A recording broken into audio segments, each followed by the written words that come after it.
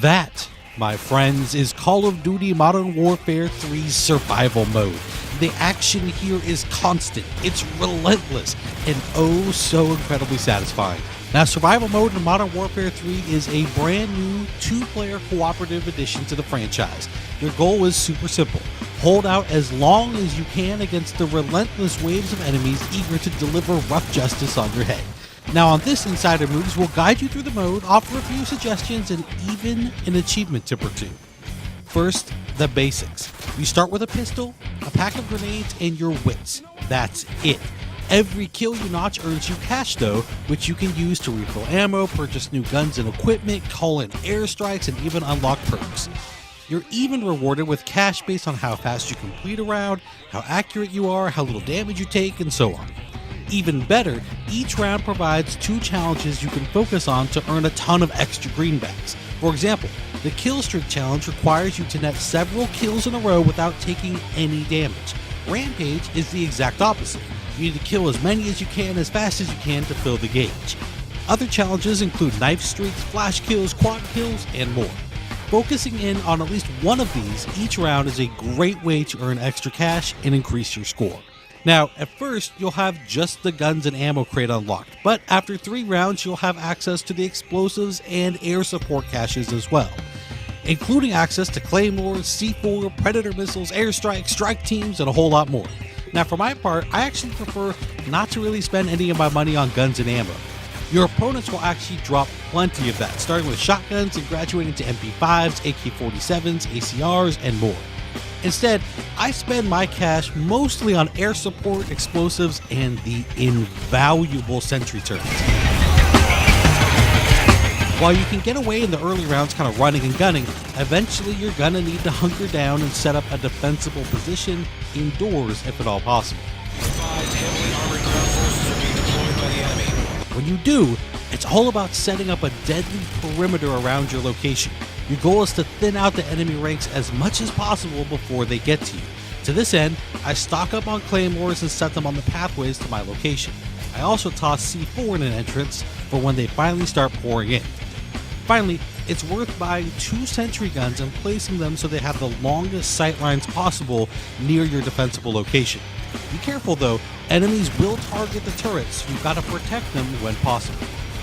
Now, the enemies themselves will come in all sorts of different shapes and sizes, from no armor to some armor to heavy armor, along with suicide bombers and dogs, juggernauts, attack choppers, and even chemical warfare troopers.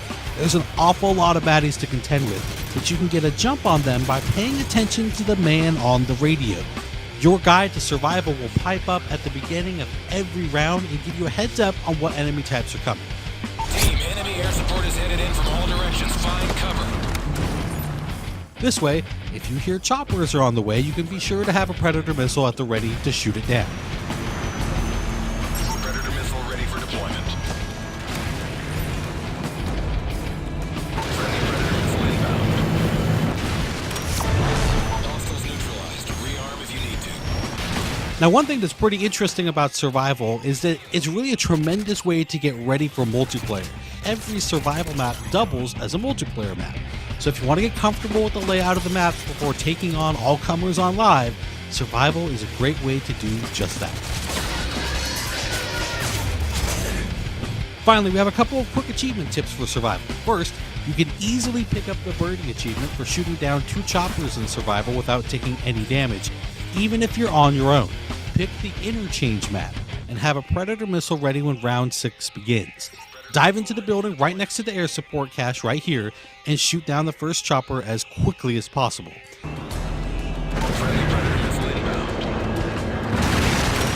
Now sprint outside to the cache as quick as you can, buy another predator missile, and then head to this corner inside. This corner in particular because it's just really tough for the other chopper to see right where you are. Take it down as fast as you can and savor the 20 gamer score.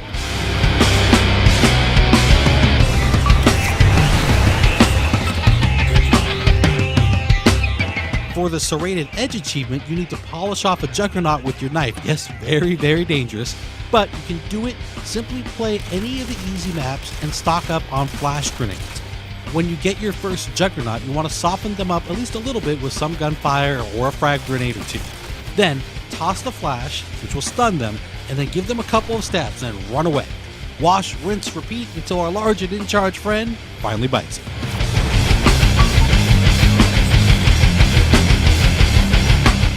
There you have it, my friends. I hope you've enjoyed our look at survival mode in Call of Duty Modern Warfare 3. More importantly, I hope you enjoy your time with the mode when you get your hands on the game. Thank you for watching Inside Xbox. Have a blast on Xbox Live.